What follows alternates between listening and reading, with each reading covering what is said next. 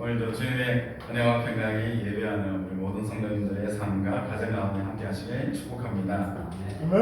아멘. 여러분 살아가면서 힘든 일이 생길 때 여러분 어떻게 반응하시나요? 우리가 보통 사람은 우리가 스스로의 힘으로 잘 버틸 수 있을 것 같지만 사실 우리는 누군가의 그 손길 때문에 다시 일어설 때가 많은 것 같습니다. 내가 나를 믿지 못할 때에도 누군가 내 곁에서 나를 믿어주면 우리가 다시 힘을 내어 일어서기도 합니다. 내가 더 이상 걸어갈 수 없다고 느낄 때 누군가 내 편이 되어주면 다시 한 걸음을 내딛기도 합니다. 1992년 바르셀로나 이 올림픽 남자 400m 준결선정에서 영국의 데리 네더먼드라는 선수가 달리고 있었습니다. 그는 메달을 기대할 정도의 준비된 선수였습니다. 그런데 경기 도중 갑자기 햄스트링 부상을 입었습니다. 이 햄스트링 부상이 뭔지 아시나요? 허벅다리 뒤쪽에 근육에 경련이 일어나서 경련이 일어나서 잘 달리거나 점프하거나 이렇게 힘을 쓸 수 없는 그런 부상인 것입니다. 그는 터널 위에서 주저앉을 수밖에 없었고 정말 힘들게 쩔뚝이며 걸어가고 있었습니다. 그러나 그는 경기를 결국 포기하지 않았습니다. 절뚝이면서도 결승전을 향해서 계속 나아갔습니다. 그때 관중석에서 한 사람이 내려왔습니다. 그의 아버지 짐 네더먼드였습니다. 아버지는 이 아들의 어깨를 붙들었습니다. 아들은 혼자서는 끝까지 갈 수 없었지만 아버지의 손을 붙잡고 결승선을 향해 나아갔습니다. 사진 한번 보여주세요. 이 사진이 그때 사진입니다. 이 장면이 그때 당시 금메달보다 더 깊은 울림을 주었다고 합니다. 왜 그 장면이 사람들의 마음을 울렸을까요? 우리 모두에게는 그런 순간이 있기 때문입니다. 혼자서는 더 이상 걸을 수 없다는 순간, 내 힘으로는 이룰 수 없는 순간, 그때 누군가가 내 편이 되어주면 사람은 다시 일어설 수 있습니다. 오늘 본문에서도 혼자서는 주님께 나아갈 수 없는 그 한 사람이 등장합니다. 그는 중풍병자였습니다. 몸을 마음대로 움직일 수 없었습니다.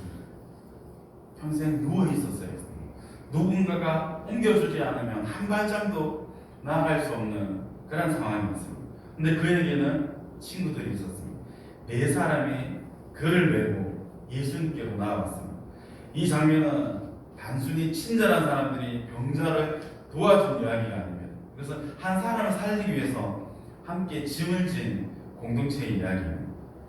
중풍병자는 자기 힘으로는 예수님께 나아갈 수 없었지만 그에게는 포기하지 않는 그러한 사람들이 있었던 것입니다.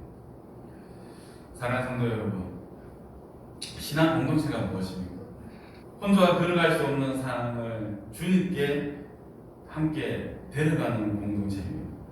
기도할 수 없는 사람을 대신해서 기도해 주는 공동체입니다. 믿음이 흔들리는 사람을 판단하기보다 붙들어주는 공동체인 것입니다. 다시 일어설 용기를 잃어버린 사람에게 괜찮습니다. 우리가 함께 주님께 갑시다 라고 말해주는 공동체인 것입니다. 중풍병자가 있을 때 그날 이 가버나움 한 집에 예수님이 오셨다는 소문이 들렸습니다. 그 소문을 듣고 사람들이 몰려들었습니다. 집안에도 사람들이 가득 찼고 문 앞까지 빈자리가 전혀 없었습니다. 중풍병자를 메고 온 사람들은 쉽게 예수님께 나아갈 수 없었습니다. 길이 막혔습니다. 문이 닫혔습니다. 사람들의 시선도 막혔습니다. 여기서 많은 사람들은 포기하고 그냥 돌아갔을 것입니다. 오늘은 안 되겠다. 사람이 너무 많네. 다음 기회에 예수님 만나보자. 그렇게 말할 수도 있었을 것입니다. 그러나 그들은 결국 포기하지 않았습니다. 지붕으로 올라갔습니다. 그 지붕을 뜯었습니다. 그리고 병자가 누운 상을 예수님 앞으로 달아내렸습니다. 믿음은 때로는 이렇게 지붕을 여는 용기인 것입니다. 사랑은 막힌 길 앞에서 돌아서지 않는 것입니다. 한 영혼을 주님께로 데려가기 위해서 힘든 일을 감수하는 것입니다. 남들은 이상하게 생각할지 몰라도 주님 앞에 그 사람을 내려놓기까지 포기하지 않는 것입니다. 교회는 완벽한 사람들이 모인 것이 아닙니다. 교회는 서로를 주님께 데려가는 사람들의 모임인 것입니다. 때로는 내가 누군가를 메고 가고 때로는 내가 누군가에게 매여서 주님께 나아가기도 합니다. 오늘은 내가 다른 사람을 위해 기도하지만 내일은 누군가가 나를 위해서 기도해 주기도 하는 것입니다. 이것이 은혜의 공동체입니다. 미국의 팀 보이트라고 불리는 아버지와 아들이 있었습니다. 아까 사진 띄워주세요. 아버지 딕 보이트와 아들 닉 보이트입니다. 병양 아까 사진 띄워주세요. 이 아들 닉은 이 내성마비와 장애로 인해 혼자 다닐 수 없었습니다. 그러나 아버지는 아들을 포기하지 않았습니다. 마라톤을 할 때는 휠체어를 밀었고 철인 경기를 할 때는 수영 구간에서 아들이 탄 보트를 끌었고 자전거 구간에서는 특별히 제작된 자전거에 아들을 태우고 달렸다고 합니다. 이 사진이 그때 당시의 사진입니다. 사람들은 그 모습을 보면서 단순한 운동 경기를 본 것이 아닙니다. 사랑이 한 사람을 길 위에 세우는 모습을 본 것입니다. 아들은 혼자 달릴 수 없었지만 아버지의 사랑 때문에 길 위에서 함께 갈 수 있었습니다. 오늘 본문의 중풍병자도 마찬가지였습니다. 그는 혼자 예수님께 나아갈 수 없었습니다. 그러나 그에게는 이 친구들이 있었습니다. 그 친구들의 믿음과 사랑이 그를 예수님 앞으로 데려갔습니다. 교회가 바로 이런 공동체입니다. 혼자 기도할 수 없는 사람을 위해서 우리 함께 기도하고 혼자 걸어갈 수 없는 사람을 주님께 데려가는 공동체인 것입니다. 사랑하는 성도 여러분, 우리는 여기서 조용히 자신에게 물어야 합니다. 나는 누군가에게 이런 친구인지, 누군가 주저앉아 있을 때 나는 그 사람을 주님께 데려가는 사람입니까? 아니면 쉽게 그 막힌 문만 보고 쉽게 포기하는 사람입니까? 물론 우리도 연약하죠. 우리도 누군가를 위해서 항상 온전히 업고 갈 만큼 강하지는 않습니다. 그러나 이 신앙 공동체의 아름다움은 한 사람이 그 모든 짐을 다 지는 데 있지 않습니다. 네 사람이 함께 메고 왔습니다. 한 사람이 아니었습니다. 함께 갔습니다. 함께 가는 그것이 교회입니다. 한 사람의 믿음만으로 버티는 공동체가 아니라 서로의 믿음이 서로를 붙드는 그런 공동체가 교회인 것입니다. 그런데 본문에서 가장 놀라운 장면은 그 다음에 나옵니다. 예수님은 중풍병자를 보셨습니다. 그리고 그를 메고 온 그 사람들의 믿음을 보셨습니다. 사람들은 당연히 예수님께서 먼저 이렇게 말씀하실 것이라고 기대했습니다. 내 병이 나았다. 일어나 걸어라. 그런데 예수님은 뜻밖의 말씀을 하십니다. 작은 자야, 내 죄사함을 받았느니라. 예수님은 먼저 병을 고치신 것이 아니라 죄사함을 먼저 선포하셨습니다. 사람들의 눈에는 그의 가장 큰 문제가 중풍이었습니다. 누워있는 몸이 문제였습니다. 움직이지 못하는 현실이 문제였습니다. 그러나 예수님은 더 본질적인 것을 보셨습니다. 예수님은 이 몸의 문제보다 더 깊은 이 영혼의 문제를 먼저 만지셨습니다. 여기서 우리가 조심해야 할 것이 있습니다. 예수님께서 이 사람의 병이 반드시 어떤 개인적인 죄 때문에 생겼다고 말씀하신 것이 아닙니다. 성경은 모든 질병을 개인의 죄에 대한 직접적인 걸로 단정하지 않습니다. 우리는 아픈 사람에게 당신이 죄를 지어서 그렇다고 말해서는 안 되는 것입니다. 그것은 보험적인 태도가 아닌 것입니다. 그랬던 사람이 있죠. 욥의 친구들이 생각나죠. 그러나 우리가 동시에 성경은 인간의 가장 깊은 문제를 죄라고 이야기합니다. 죄는 단지 나쁜 행동 몇 가지를 한 것이 아닙니다. 죄는 하나님과의 관계가 깨어진 상태입니다. 하나님을 떠나 자기 힘으로 살아가려고 하는 그런 마음을 이야기하는 것입니다. 죄책감과 수치심에 묶여서 하나님 앞에 나아가지 못하는 그러한 상태인 것입니다. 사랑받을 수 없다고 느끼고 다시 사랑할 수 없다고 다시 시작할 수 없다고 느끼게 만드는 이 영혼의 깊은 병인 것입니다.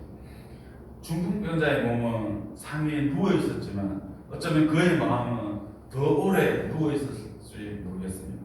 사람들의 시선 속에서 그는 수치심을 느꼈을 것입니다. 가족에게 짐이 된다고 생각했을 수도 있습니다. 자신은 쓸모없는 사람이라고 여겼을지도 모릅니다.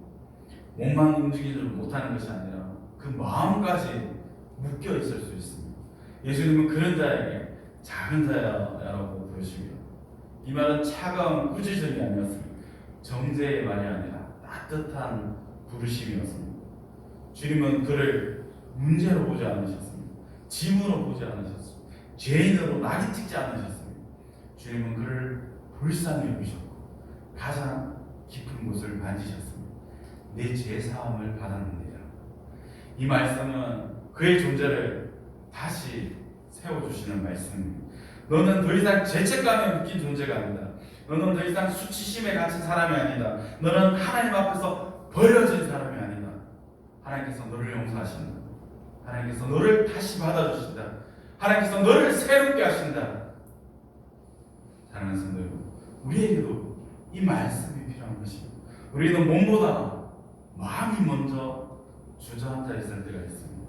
죄책감 때문에 기도하지 못할 때가 있습니다. 실패의 기억 때문에 다시 시작하지 못할 때도 있습니다. 사람에게 받은 상처 때문에 사랑을 믿지 못할 때도 있습니다. 내가 나를 용서하지 못해서 하나님께서도 나를 용서하지 않을 거라고 생각해서 하나님 앞에 나아가지 못할 때가 있습니다. 그런 우리에게 주님은 말씀하십니다. 네 죄사함을 받았느니라. 이 말씀은 가벼운 위로가 아닙니다. 이 말씀은 십자가의 피로 세워진 선언입니다. 죄사함은 인간은 스스로 만들어낼 수 있는 그런 감정이 아닙니다. 시간이 지나면 괜찮아지는 정도의 문제가 아닙니다. 죄사함은 하나님께서 예수 그리스도 안에서 우리에게 주시는 은혜인 것입니다. 우리가 감추고 싶은 죄, 다시 떠올리고 싶지 않은 실패, 아무에게도 말하고 싶지 않은 그런 부끄러움까지 주님은 십자가에서 이미 담당해 주셨습니다. 주님은 우리의 죄를 모른 척 하신 것이 아닙니다. 우리의 죄를 대신 지셨습니다. 그래서 용서는 값싼 말이 아닙니다.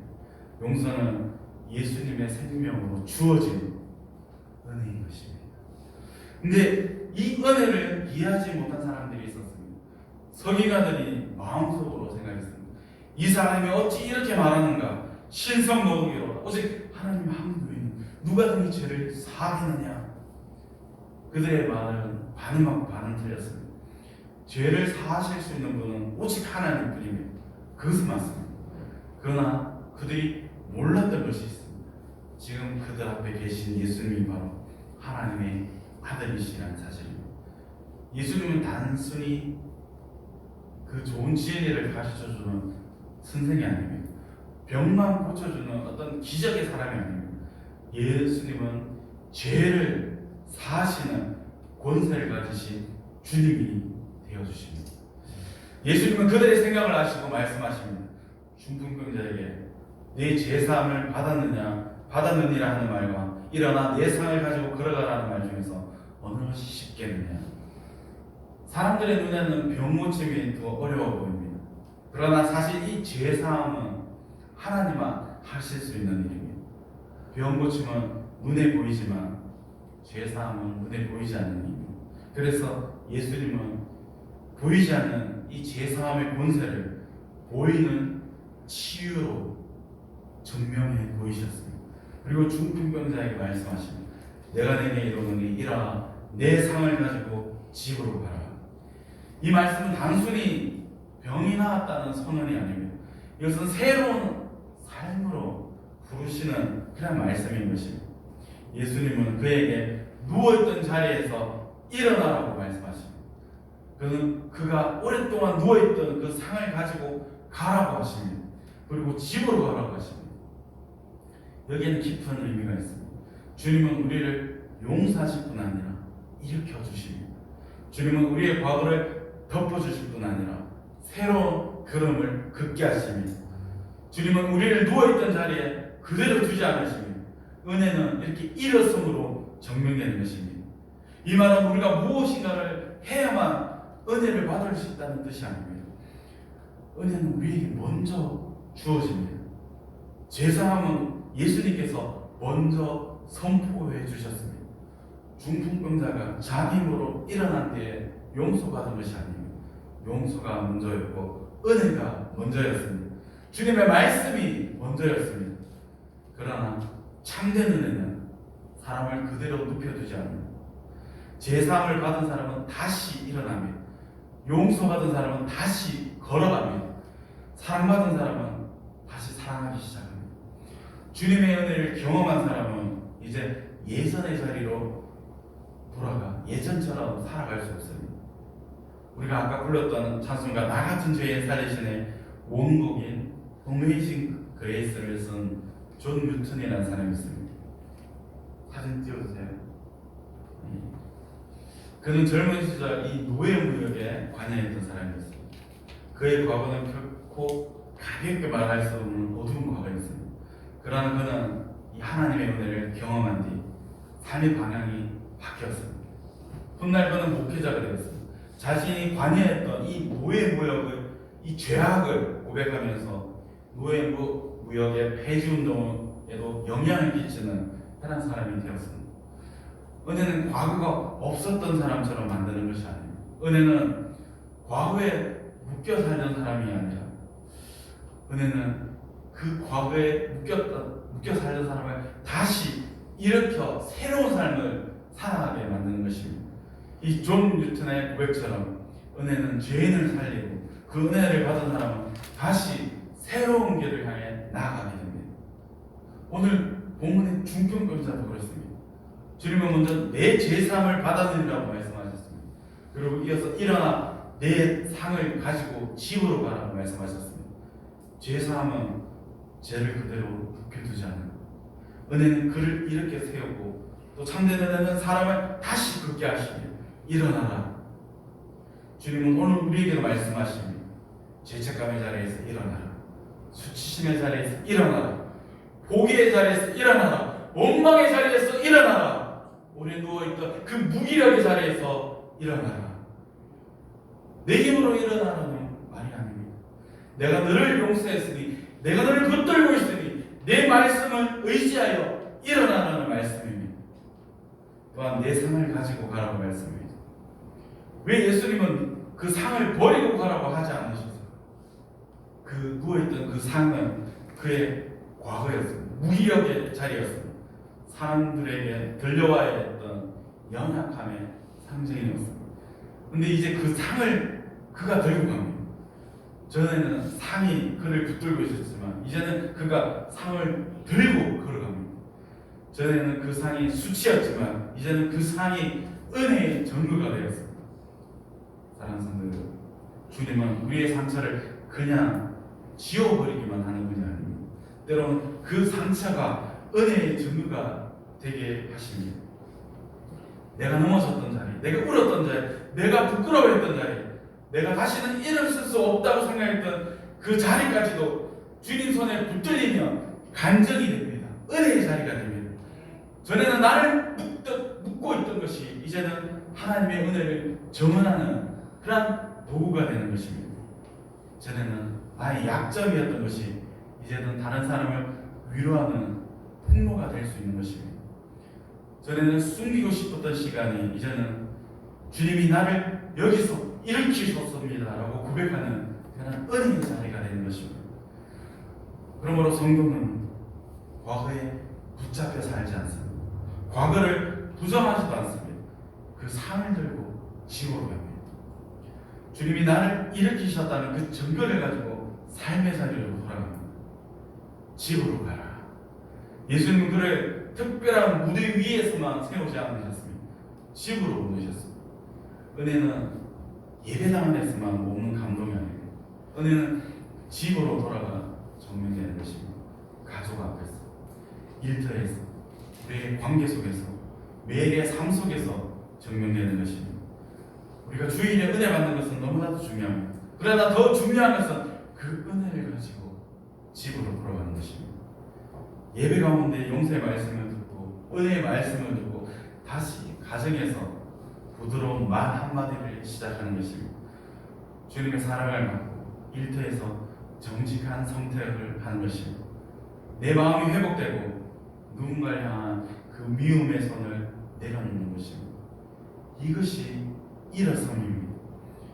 은혜는 큰 일을 해야만 증명되는 것이 아닙니다. 다시 기도하는 것, 다시 예배의 자리를 지키는 것, 다시 가족에게 따뜻하게 말하는 것, 그리고 맡겨진 하루를 성실하게 살아내는 것, 그것이 은혜의 증거입니다.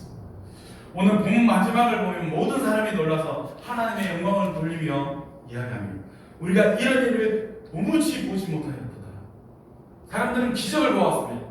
그러나 그들이 본 것은 단지 한 사람이 걷게 된 사건만이 아니라 임하시면 이 자리는 다시 일어서는 자리가 됩니다.